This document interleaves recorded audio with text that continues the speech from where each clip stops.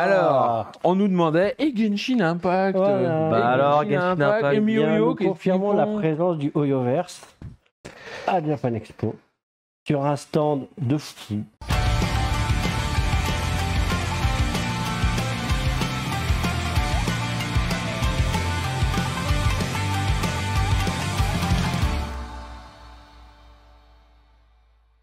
La Cité internationale de la tapisserie d'Aubusson qui faisait en ce moment une exposition autour de tapisseries inspirées des décors de Hayao Miyazaki, des films du studio Ghibli. Ils sont en train de les confectionner. Voilà. Et ce qui va être génial, c'est qu'ils vont venir faire la promotion de cette exposition à Japan Expo en nous emmenant Alors, ce qu'ils appellent des cartons de tapisserie. Voilà, les espèces de canevas géants en fait. Donc on les aura en taille réelle. C'est des trucs qui vont faire parfois 5 mètres par 15, justement, et qui servent derrière à faire la broderie. C'est pas la tapisserie en elle-même, parce que ça c'est trop compliqué à déplacer. Et donc ça va faire des trucs mais de ce genre de format-là.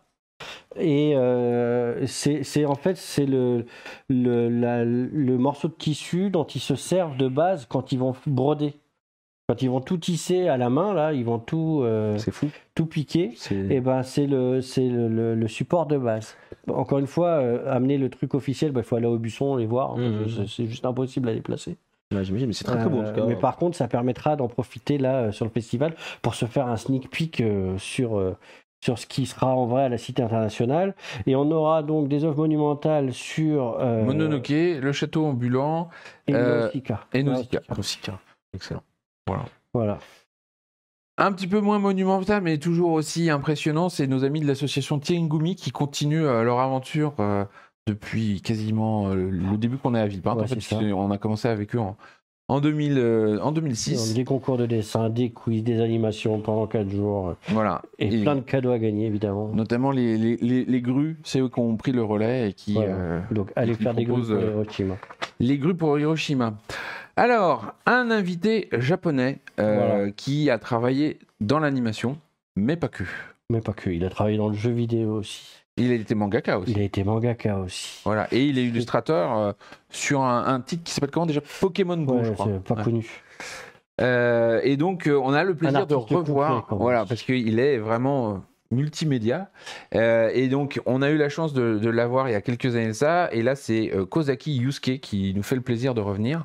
Donc, il a travaillé sur notamment les jeux No More Heroes, pour ceux qui connaissent. Enfin, moi, j'adore. Fire Emblem. Les Fire Emblem également. Il était le character designer d'une série animée qui s'appelait Speedgrapher, qui commence à dater maintenant. Il a travaillé sur un personnage de Tekken 7. Tout à fait. Et tous les nouveaux Fire Emblem, c'était lui. Et comme je le disais, il fait aussi plein d'illustrations pour Pokémon Go. Et en manga, nous, on l'a rencontré comme ça, en fait. Voilà, par Kyoko Karasuma. Il y a un manga qui s'appelle Kyoko Karasuma, Inspecteur à Asakusa, qui avait été publié par Taifu en 2005 ou 6. Ouais.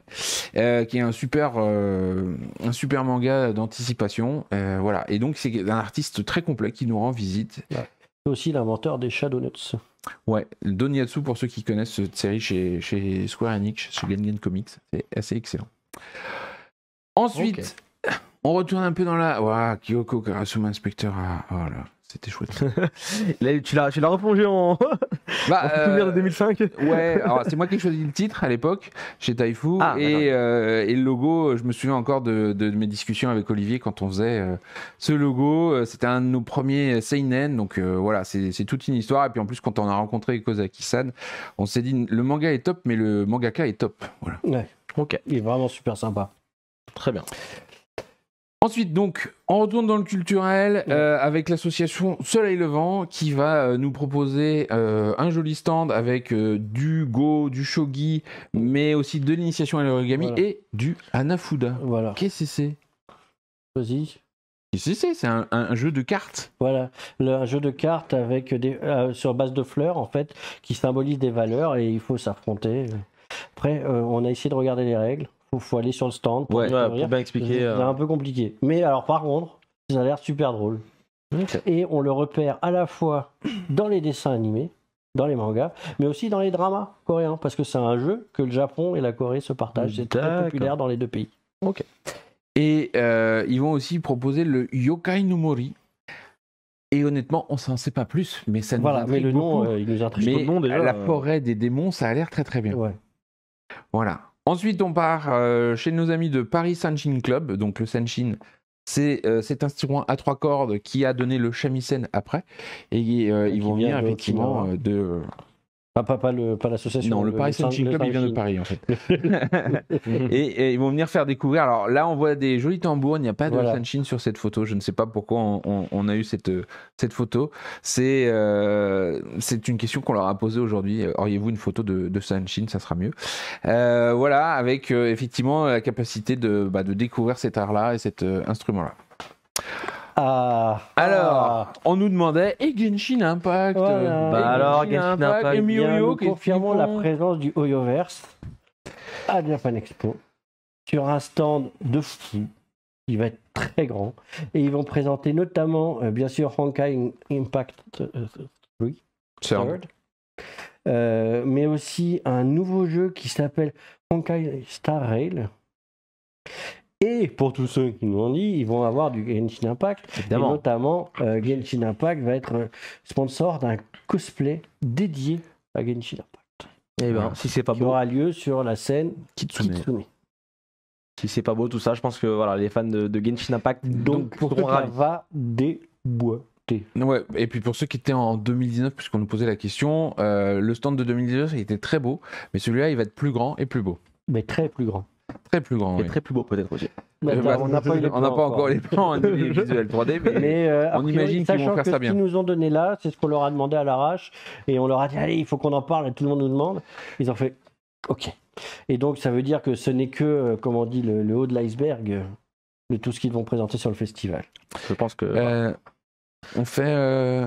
Ankama ou... On va peut-être faire Ankama d'abord. Voilà. Alors, nos amis d'Ankama nous ont donné plein d'informations. 20 000 m2, peut-être pas quand même sur Ankama. Ça fait très très grand, 20 000 m2. Il y a un hall qui doit faire 20 000 m2. Nos amis d'Ankama reviennent cette année pour le plus grand plaisir de tout le monde. Et va y avoir plein de choses du côté des jeux, des éditions, etc.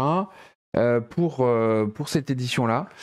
Thomas, tu te lances? Parce que j'ai un petit problème technique. Ah ouais, ok. Alors, du côté édition, on aura notamment la présence de Geronimo Sejudo, l'auteur de Reaper, qui sera là. Évidemment, on aura également le plaisir de revoir Tony Valente, fier de son succès Radiant et... Même au Japon, hein, d'ailleurs. Ça, c'était quand et l'auteur, parce que ça y est, maintenant je l'ai. Et l'auteur de Z. Voilà. Non, l'auteur Z. Z, c'est l'auteur de Space Punch. Je vous aide un petit peu. Ah ouais. C'est gentil. C'est gentil. Et Thomas a perdu ses fiches, qu'est-ce que tu veux? Voilà. Non, mais ça y est, maintenant je les ai retrouvés. Côté jeux vidéo, parce que bon, ils font d'édition, mais ils sont surtout connus pour le jeu vidéo. Les visiteurs pourront défier un nouveau boss sur Dofus. Dont on dévoilera le nom plus tard. Voilà, sur place. Sur Wakfu. Pareil, un nouveau boss à combattre, mais pour fêter les 10 ans. Okay. Et il sera aussi possible de jouer à Waven, de participer à un petit tournoi chaque jour sur ce nouveau jeu. Voilà. Et il y aura aussi un nouveau titre pour un test public dont nous n'avons évidemment pas le nom. Donc pour le moment, sur le stand d'Ankama. À Japan Expo. Du 14 au 17 juillet. On me rappelle. Et pour finir les news et les annonces de ce soir, on est très content. On parlait tout à l'heure de Monsieur Amano qui nous avait donné l'opportunité de rencontrer Monsieur Osoda. Voilà. Et cette année, on va faire une jolie rétrospective sur le travail de Monsieur Osoda, notamment au travers du Osoda Film Festival, puisqu'on va vous proposer 3 films en diffusion dans la salle Yuzu. Donc, on aura Les Enfants Loups, Summer Wars et Belle. Voilà. Donc ça sera proposé le soir, plutôt en format nocturne qu'on a fait les dernières années. Voilà. Vous pourrez rester après la fermeture du festival et... un film par soir.